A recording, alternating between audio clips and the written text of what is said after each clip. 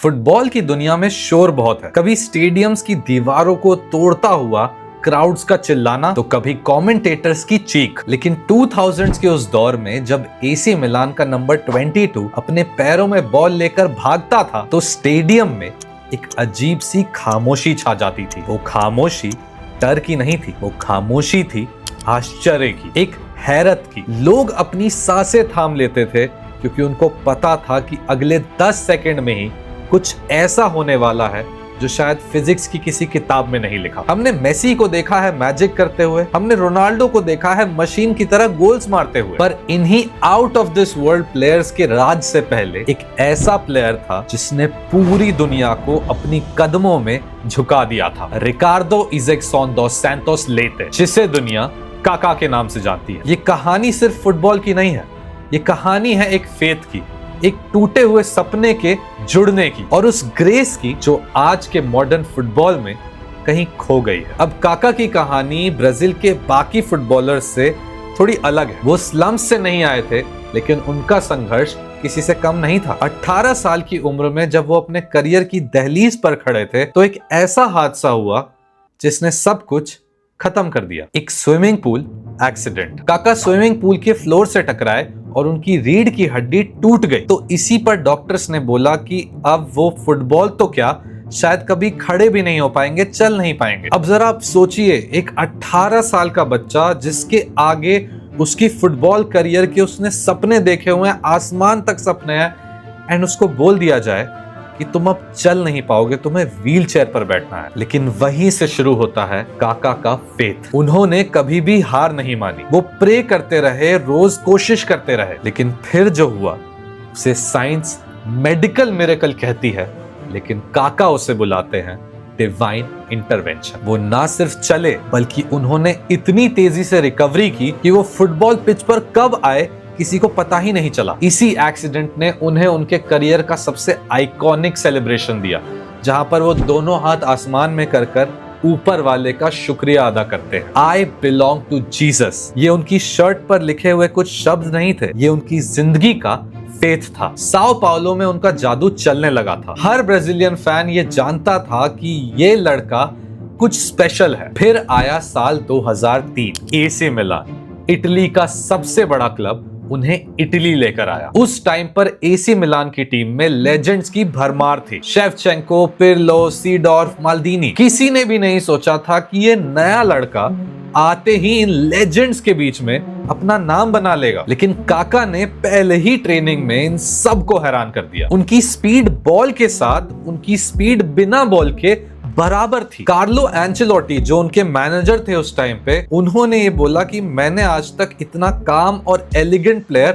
अपनी जिंदगी में नहीं देखा। मिलान की आइकॉनिक रेड और ब्लैक जर्सी में काका एक शायर की तरह खेलते थे। वो डिफेंडर्स को सिर्फ काटते नहीं थे, उन्हें डांस कराते थे। उनका विजन ऐसा था जैसे लगता था कि उनके पास स्टेडियम का कोई बर्ड्स आई व्यू है। अब अगर हम काका के करियर की बात करें और 2007 का मेंशन ना करें, तो वो फुटबॉल का सबसे बड़ा गुनाह होगा। 2007 मतलब काका का सीजन। चैंपियंस लीग का वो सेमीफाइनल ओल्ड ट्रैफर्ड में मैनचेस्टर यूनाइटेड के अगेंस्ट। अब क्रिस्टियानो रोनाल्डो और वेन रूनी जैसे यंग स्टार्स पिच पर खड़े थे, लेकिन बिजली सिर्फ एक ही जगह गिरी। काका ने वो आइकॉनिक गोल मारा जिसमें उन्होंने 3 प्लेयर्स को चकमा दिया, और वो मैजिकल गोल मार दिया जो यूसीएल का one of the greatest goals माना जाता है। इनफैक्ट सर एलेक्स ने मैच के बाद बोला कि he is one of the best 2 players on the planet right now. और उसी साल काका ने दिखाया कि क्यों वो सबसे ऊपर है। उन्होंने मिलान को चैंपियंस लीग जिताई,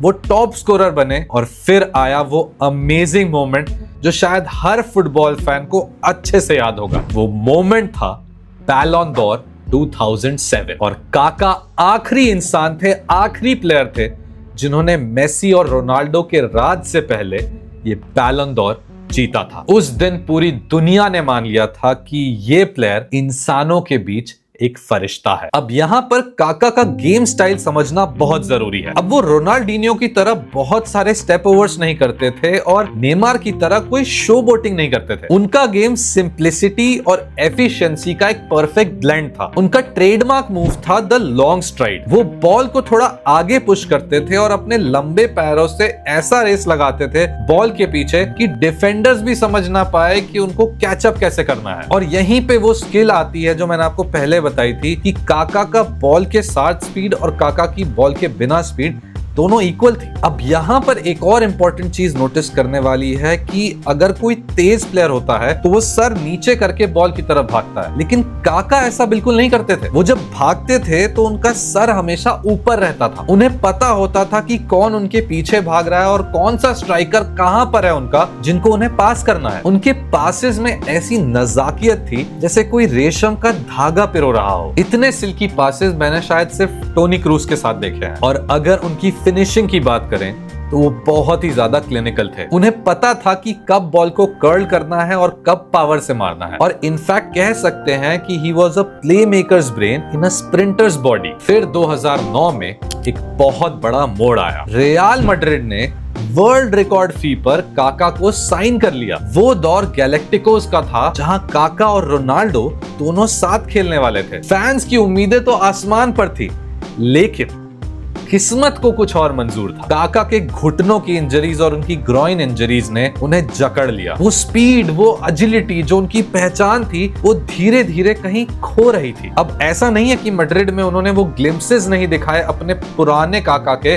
लेकिन मिलान वाला काका कहीं खो गया था। इंजरीज ने उन्हें खुलकर खेलने का मौका नहीं दिया। अब कई लोग कहते हैं कि मैड्रिड जाना उनकी सबसे बड़ी गलती थी, लेकिन काका ने कभी भी इस चीज को रिग्रेट नहीं किया और इसके बारे में कभी ऐसे खुलकर बात नहीं की और ना ही उन्होंने कभी इसकी शिकायत की। उन्होंने हर मुश्किल को मुस्कुरा कर झेला। भले ही उनका शरीर साथ नहीं दे रहा था, पर उनका क्लास हमेशा वही रहा। वो जब बेंच पर बैठे तब भी जेंटलमैन रहे और जब वो पिच पर आए तब भी वो जेंटलमैन थे। अब नेशनल टीम की बात करें तो 2002 में काका उस नेशनल टीम का हिस्सा थे जिसने वर्ल्ड कप जीता था। अब हालांकि वो यंग थे, लेकिन रोनाल्डो, रिवाल्डो और रोनाल्डिनियो से उन्होंने बहुत कुछ सीखा। 2006 में वो मैजिक क्वार्टेट का हिस्सा बने और ब्राजील की येलो जर्सी में काका का रुतबा ही अलग था। अब उन्होंने 92 मैचेस में 29 गोल्स तो मारे, लेकिन उनका इम्पैक्ट गोल्स से कहीं ज्यादा था। वो ब्राजील की उस जोगा बोनीतो फिलॉसफी के आखिरी टॉर्च बेरर थे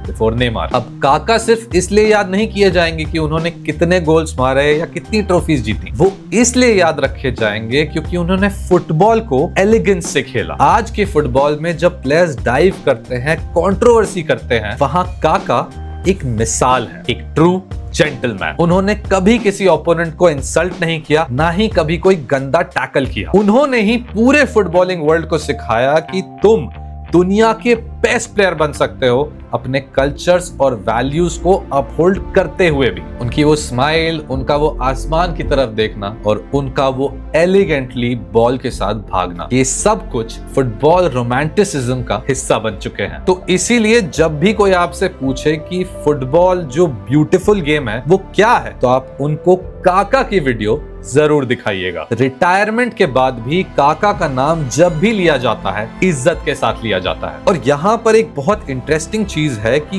काका जो है वो एक इंटरेस्टिंग ब्रिज या इंटरेस्टिंग कड़ी है, लिंक है मॉडर्न फुटबॉल और पुराने फुटबॉल के बीच में। मतलब जब ट्रांजिशन हुआ है पुराने फुटबॉल से मॉडर्न फुटबॉल में, तो काका ही वो थे जो इस ट्रांजिशन का ब्रिज बने। उनका करियर हमें बताता है कि जो सेटबैक्स हैं आपकी लाइफ के, वो आपके रास्ते का सिर्फ एक हिस्सा है। वो कभी भी आपकी मंजिल को डिसाइड नहीं कर सकते। स्विमिंग पूल से बैलन d'Or का सफर यही साबित करता है कि अगर तुम्हारा दिल साफ है और तुम्हारी मेहनत सच्ची है, तो पूरी कायनात तुम्हें कामयाब बनाने में लग जाती है। Ricardo Kaka, the prince of San Siro, the last human wonder, और फुटबॉल दुनिया का वो सितारा जो हमेशा चमकता रहेगा।